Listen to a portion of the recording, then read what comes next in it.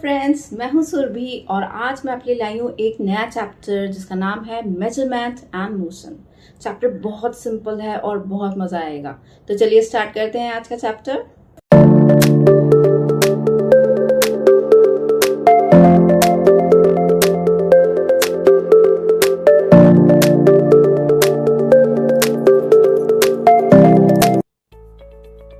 When we talk about measurement, तो measurement आप देखते हो अपने डेली लाइफ में सबसे ज्यादा कहाँ देखा जाता है? जब मम्मी सब्जियां खरीद रही होती है और ये ऑलमोस्ट डेली का काम होता है, नहीं? इसके अलावा बहुत सारी चीजें होती हैं, जैसे आपको किसी पीस की लेंथ निकालनी हो। अच्छा, आप कॉपीज में भी तो अपनी स्केल्स यूज करते हैं, उसके लिए भी तो मेजरमेंट की जरूरत पड़ती है।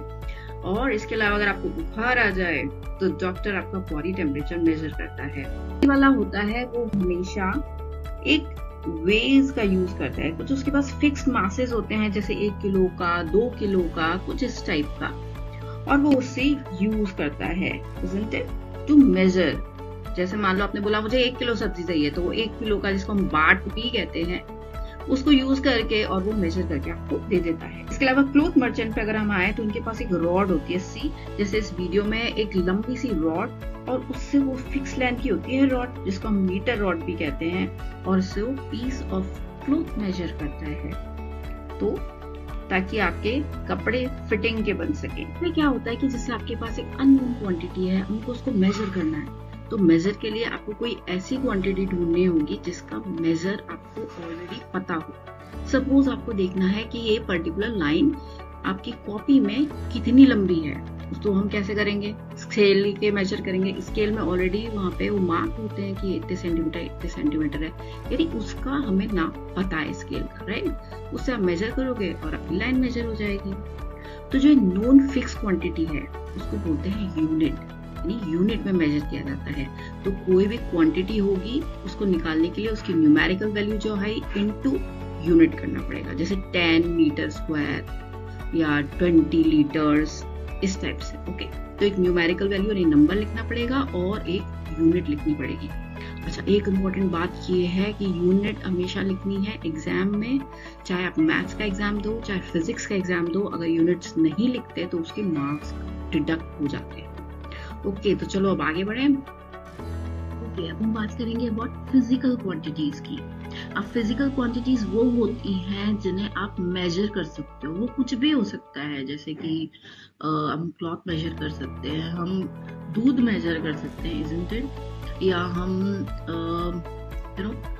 टेबल का साइज मेजर कर सकते हैं। आपके आसपास की जो भी चीजें जिन्हें हम मेजर कर सकते हैं वो सारी फिजिकल क्वांटिटीज में आती हैं, और ये होती हैं unique and can not be express in term of anything else.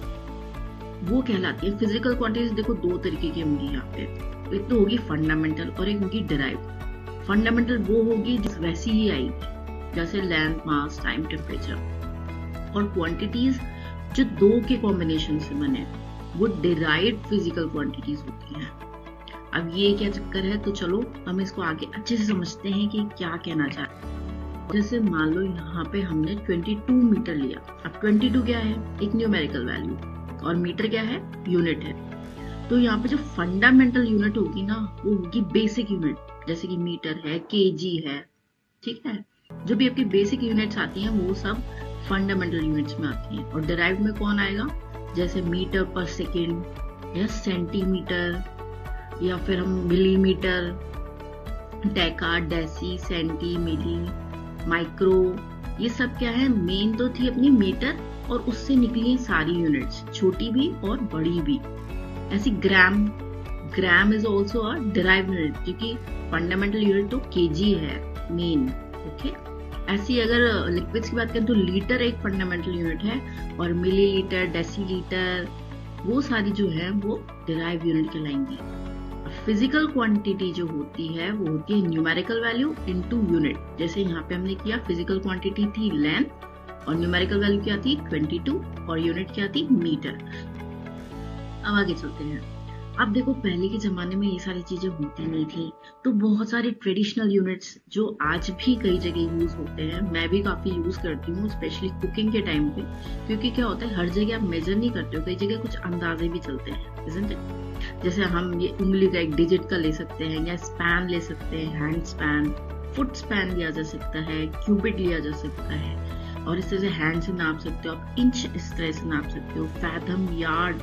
तो ये सारी चीजें क्या है, ये पहले के जमाने यूज होती थी, आज भी यूज होती हैं, बट ये उतना एक्यूरेट मेजरमेंट नहीं देती, क्योंकि भैया सबके हाथ पाँव सब अलग अलग होते हैं, isn't it? सबकी लेंथ एक जैसी हो ऐसा तो होता नहीं। तो इसलिए फिर हमारा आया एक सिस्टम, जैसे हम SI सिस्टम बोलते हैं।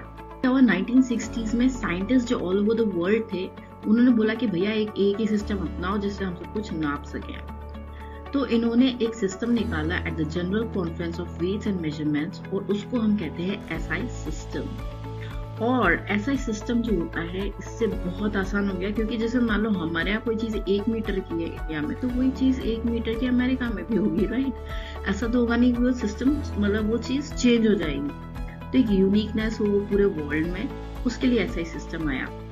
अब कुछ और भी सिस्टम थे जो कि स्टैंडर्ड यूनिट जैसे ही थे, और वो थे जैसे CGS, जिसमें centimetre for length, gram for mass, second for time ये लिया गया। MCAS सिस्टम जहाँ metre for length, kilogram for mass, second for time, या फिर FPS सिस्टम जहाँ foot for length, pound for mass और सेकंड फॉर टाइम यूज किया गया। लेकिन जो अपना SI सिस्टम है ना, वो MCAS पे बेस्ड है। MCAS यानी metre, kilogram and second. Okay, अब ये तो आपको पता है मीटर लेंथ के लिए हो जाएगा, और किलोग्राम मास के लिए हो जाएगा, और जो सेकंड है वो टाइम के लिए हो जाएगा। हम बात करते हैं सब multiples and multiples of units. जब स्मॉल क्वांटिटीज को मेजर करना हो, जैसे डेसी है, सेंटी है, मिली है, तो ये मीटर से छोटी हैं सारी, isn't it? जो सारी छोटी छोटी हैं ये कहलाती हैं सब मल्टीपल्स। और the units that are used to measure larger quantities, उनको कहते हैं मल्टीपल्स ऑफ यूनिट, जैसे किलो है, मेगा है, डेका है, ठीक है, जो मेन फंडामेंटल यूनिट से ज्यादा हो। हमें ये स्केल की जरूरत अक्सर पड़ती है हमारी क्लास में, isn't it? तो उसका करेक्ट वे क्या है यूज करने का, इसको कैसे यूज करें? हालांकि आपको आता है, यू आर स्मार्ट इनफ, लेकिन फिर भी मैं बता देती हूँ, राइट? हम देखो जो 1 2 3 4 ये लिखा होता है, ये क्या है? सेंटीमीटर्स है, और इसके बीच की जो जगह है ना, ये छोटे छोटे मार्किंग्स हैं, ये होती है मिलीमीटर। अगर इसको काउंट करोगे ना, तो तुम्हें पता चलेगा कि 1 सेंटीमीटर जो होता है वो 10 मिलीमीटर के बराबर होता है। जब लाइन्स 10 हो जाती है ना यहाँ तक, तो एक 1 सेंटीमीटर कवर हो जाता है। अब क्या है कि हम लोग क्या करेंगे, कुछ मिस्टेक्स कर देते हैं, और हमें इसलिए प्रिकॉशन से यूज करना है स्केल को। अब क्या प्रिकॉशंस है? बहुत सिंपल है प्रिकॉशंस, पर हम देख लेते हैं, राइट? सबसे पहला तो जिस भी लेंथ को नाप लो एग्जैक्टली वहीं रखो स्केल को, ये नहीं थोड़ी टेढ़ी कर दी या इधर से हिला दी, तो वो आपकी लेंथ प्रॉपर आएगी ही नहीं। दूसरी चीज है कि पोजीशन ऑफ आई, वो इम्पोर्टेंट है। पोजीशन ऑफ आई किसी एंगल पे नहीं होनी चाहिए, जैसे कि आप राइट साइड से झुक के या लेफ्ट साइड से देखोगे तो आपको एक पैरालैक्स एरर दिखेगी, यानी कि मेजरमेंट में अलग अलग जगह से वो अलग अलग पॉइंट दिखेंगे कि शायद ये इतनी लंबी है, शायद ये इतनी लंबी है। इसलिए हमेशा जब भी मेजरमेंट करो तो वर्टिकल फॉर्म में देखो, वर्टिकल यानी कि ऊपर से सीधा, तब जो आएगा measurement that is the exact measurement. अगर मान लो आपकी स्केल का जो जीरो वाला पार्ट है, जहाँ जीरो लिखा रहता है ना, अगर वो गायब हो गया, तो आप उस मार्क पे आओ जहाँ पे प्रॉपर लिखा हुआ हो। जैसे मान लो 0 मार्क चला गया, ओके, अब हम 1 मार्क से शुरू करेंगे। हमने किसी चीज को नापा, राइट? वैसे तो 0 से नापते हैं अपन, बट अगर 1 से नापा और उसकी लेंथ आ गई मान लो 5 तक, ठीक है, तो 1 2 3 4 5, राइट? अब क्या करेंगे अपन कि ये 0 मार्क जो था, इसको यानी कि 1 सेंटीमीटर था 0 से 1, इसको लेके उसमें से माइनस कर देंगे, और फिर हमारी लेंथ कितनी हो जाएगी? 4 सेंटीमीटर। तो एग्जैक्ट लेंथ कितनी हुई? 4 सेंटीमीटर, राइट? तो इस तरह से हम यूज करते हैं, ये मैं आपको बता रही हूँ, बट जनरली हम अनकॉन्शियसली भी ऐसे ही करते हैं। मान लीजिए आपको एक कर्व लाइन दी गई है, उस कर्व लाइन को कैसे मेजर करें, क्योंकि स्केल से तो हम मेजर कर नहीं सकते, किसी रॉड से मेजर कर नहीं सकते, फिर क्या करें? तो 2 मेथड्स होते हैं, एक होता है थ्रेड मेथड और एक होता है डिवाइडर मेथड। देखो थ्रेड मेथड में क्या होता है कि थ्रेड लो एक, ठीक है, और एक पर्टिकुलर पॉइंट पे उस पर निशान लगा थ्रेड पे, ओके, और फिर धीरे धीरे फर्स्ट जैसे यहाँ पे रखा हमने इस थ्रेड को, और उसके बाद यहाँ तक ये मार्क कर लिया ये कितना था, ओके, और फिर इसको लिया और फिर इसको लिया, ऐसे करके पूरे थ्रेड को आपको इस सर्कल पे, इस कर्व लाइन पे आपको चलाना है, राइट। मार्क करते जाओ उस पे, यहाँ पे पॉइंट लगाते जाओ कर्व लाइन पे। और अब उसके बाद जब ये पूरा कंप्लीट हो जाए, उसके बाद इस थ्रेड का जो आपने मार्किंग की थी उसको नाप लो कि कितना था। इस तरह से आपको पता चल जाएगा कि आपकी कर्व लाइन जो है वो कैसी और कितनी बड़ी है। एक होता है डिवाइडर मेथड। इसमें क्या होता है कि डिवाइडर को पहले से ही हम स्केल पे खोल दो डिवाइडर को बीच में से, और स्केल से नाप लो पहले कि इन दोनों के पॉइंट्स के बीच की जो लेंथ है वो कितनी है, और उसके बाद फिर पॉइंट लगाते लगाते कर्व लाइन पे और एक डिवाइडर को इस पे चलाते जाओ। इससे क्या होगा कि आपको पता चल जाएगा कि भैया इतने सेगमेंट्स हो गए इसमें डिवाइडर से, तो फिर इसकी लेंथ इतनी है। अच्छा, इसमें क्या होगा, मान लो कि आपने ये अपने डिवाइडर की लेंथ जो बीच में रखी वो थी 5 सेंटीमीटर, जो लास्ट में बचा वो 2 सेंटीमीटर बच गया मान लो हिस्सा, तो आप उसको अलग से नाप के और फिर यूज कर सकते हो। इसका एक फॉर्मूला भी है लेंथ ऑफ कर्व लाइन का, वो है number of segments of equal length, कितने सेगमेंट्स थे, into distance between the tips of the divider, ये सिर्फ डिवाइडर के लिए, okay, plus length of the left over part, यानी जो लास्ट में बचा पार्ट अगर वो डिवाइडर की लेंथ में नहीं आ रहा है तो आप ये ऐड कर दोगे length of the left over part, ठीक है। इस तरह से आप मेजर कर सकते हो। वैसे क्या होता है, जैसे हम नॉर्मली यूज करते हैं ना, तो हम इतना दिमाग नहीं लगाते। नॉर्मली हम क्या करते हैं, एक आसान सा एस्टिमेशन कर लेते हैं। तो एस्टिमेशन क्या होता है, जिसमें आप गेस करते हो amount of anything without actual measurement. जैसे मम्मी खाना बनाती है रोज किचन में, तो वो मेजर थोड़ी ना करती है कि कितनी हल्दी डालनी है, कितना नमक डालना है, वो तो एक अंदाजे से चलता है, isn't it? और एक्सपीरियंस के साथ वो अंदाजा अच्छा भी होता जाता है। तो जनरली हम अंदाजे पे वर्क करते हैं। अब हम नेक्स्ट टॉपिक पे आते हैं और वो है मोशन। मोशन यानी जब कोई मूव कर रहा हो, ठीक है, किस तरह का मूवमेंट, वो मोशन होता है। इसकी डेफिनेशन देख लेते हैं। Object that changes its position with time relative to its surroundings, यानी आपकी पोजीशन भी चेंज हो टाइम के साथ और की सराउंडिंग के साथ, तब आप कह जा सकता है कि हाँ आप मूव कर रहे हो या आप मोशन में, राइट। और अगर नहीं होता ये सब, तो इसका मतलब आप रेस्ट पे हो, या आप एक जगह खड़े हो, या स्टेशनरी हो। When does not change the place or position with time relative to surroundings, यानी सराउंडिंग्स भी तो चेंज होनी चाहिए। जब आप दौड़ रहे हो तो आपके अगल बगल की चीजें भी तो बदलती जा रही है। Then you are in motion, और आप खड़े होते हो तो सब कुछ वैसा का वैसा स्टिल रहता है आसपास का भी।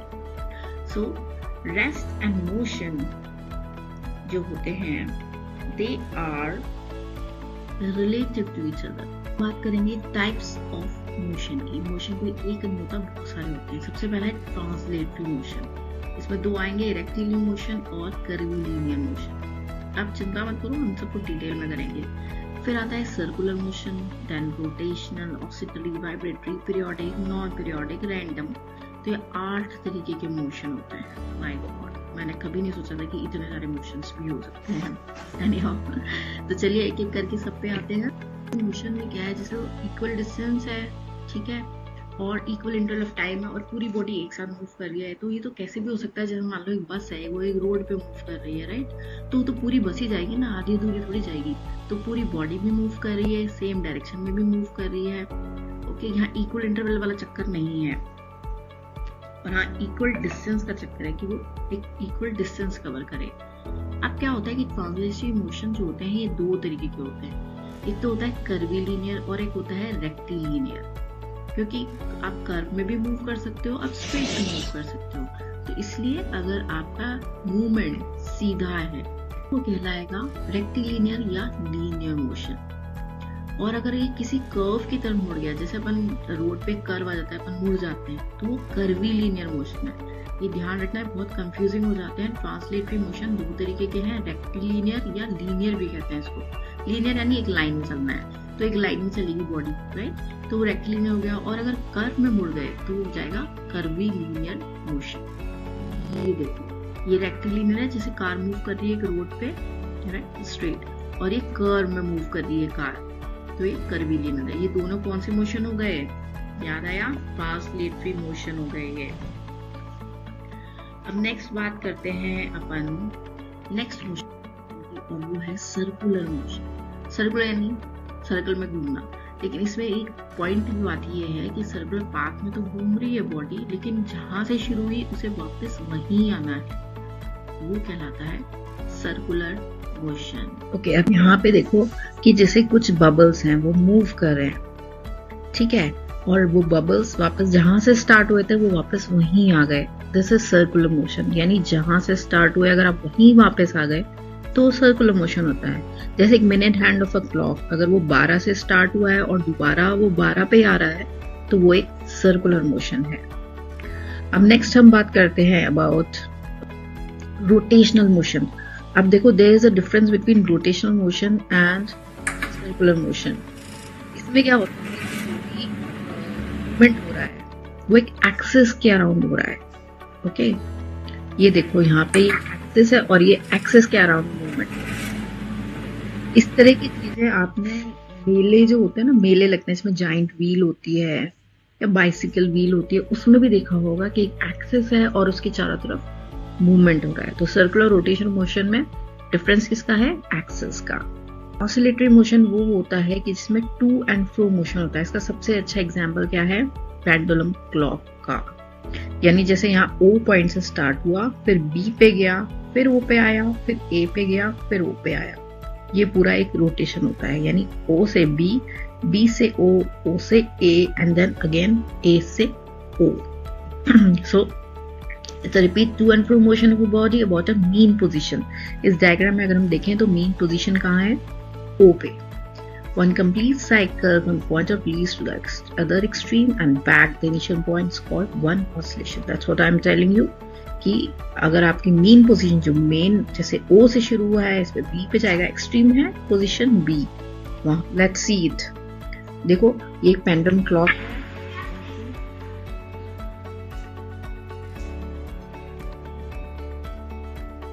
To and fro motion, right. अब हम बात करेंगे अबाउट वाइब्रेटरी मोशन। देखो इन सारे मोशन में थोड़ी थोड़ी डिफरेंसेस है, आपको डिफरेंसेस याद रखने हैं। ओके, वाइब्रेटरी मोशन में क्या होता है कि जैसे कि ये गिटार है, राइट। अब गिटार जब हम बजाते हैं तो जो वायर है वो एक जगह से अपनी मीन पोजीशन से और वापस आ जाता है, और वो भी बहुत फास्ट, यानी फास्ट होता है to and fro motion about the mean position. Pendulum वाला जो ऑसिलेटरी मोशन था उसमें क्या था कि होता तो वो भी टू एंड फ्रो ही है, लेकिन वो बहुत धीमा होता है, यहाँ पे बहुत फास्ट होता है। इसके एग्जाम्पल्स हैं, अगर आप देखें तो जैसे स्विंग मशीन के अंदर वो नीडल फटाफट फटाफट चलती जाती है, और इसके अलावा ड्रम को जब आप बीट करते हो तो उसकी स्किन है, मान लो ड्रम के ऊपर आप कुछ पार्टिकल रख दो पेपर के, और जब आप उसको बीट करोगे ऊपर नीचे वो हिलता है बहुत फास्ट, यानी माइक्रो सेकेंड्स वाला, तो वो हो जाता है vibratory motion. Periodic motion, periodic motion क्या होता है, जो कि रिपीट करे अपने आप, ठीक है, यानी एक पीरियड के बाद वो दोबारा वही चीज होगी। Motion that repeat self after fix interval of time. तो अभी क्लॉक के अंदर ये बार बार रिपीट हो रही है ये चीज, तो ये कहलाती है पीरियोडिक मोशन। दम में चलता रहता है जिसको हम कहें, तो वो पीरियोडिक मोशन कहलाता है। या रिवॉल्यूशन ऑफ अर्थ है अराउंड द सन, या रोटेशन ऑफ अर्थ है अराउंड इट्स एक्सिस, तो ये सारे क्या है, पीरियोडिक मोशन है। Not only of the clock but ये भी सारे एग्जाम्पल है ऑफ पीरियोडिक मोशन। अब हम बात करते हैं नॉन पीरियोडिक मोशन की। ऐसा जैसे पीरियोडिक मोशन में तो वो रिपीट कर रहा था, सिंपल। नॉन पीरियोडिक में क्या होएगा, जो रिपीट नहीं करेगा अपने आप को फिक्स इंटरवल ऑफ टाइम, जैसे आप चलते जा रहे हो किसी रोड पे, या ये साइकिलिस्ट जैसे साइकिल चला रहा है, तो ऐसा तो होगा नहीं वापस आके फिर से उतनी ही इंटरवल में उतने ही फिक्स टाइम में उस चीज को कवर करे, वो तो हो नहीं सकता।